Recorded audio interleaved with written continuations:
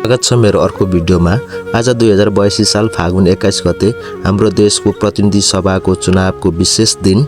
गाउँका आदरणीय काकाहरू र घनिष्ठ साथीभाइसँग मिलेर हामी आज आफ्नो मताधिकार प्रयोग गर्न जाँदैछौँ। यो बाटोमा रमाइलो गफगाफ गर्दै छुट्टै आनन्द लिइरहेका छौँ। हाम्रो यो सुन्दर गाउँको बाटोमा सबैजना हिँड्दै चुनावको गफ गर्दा चुनावको उत्साह झन् थपिएको छ। बाटो छेउको वरपर खोला पुल हरियाली फाँटहरू हुँदै मतदान केन्द्रतर्फ लागिरहेका छौँ। भोट हाल्नु हाम्रो कर्तव्य मात्र होइन, अधिकार पनि हो। देशको शासनमा नागरिकहरूको प्रत्यक्ष सहभागिता पनि हो।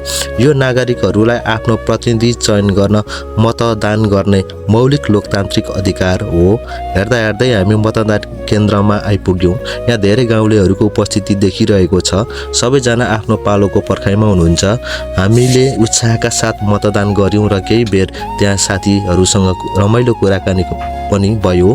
फर्किने क्रममा फेरि त्यही रमाइलो बाटो पुल र चौतारीको शीतल छारीमा गफ गर्दै आजको यो दिन कर्तव्य पुरा गरेको सन्तुष्टि र आत्मीयताका साथ बित्यो।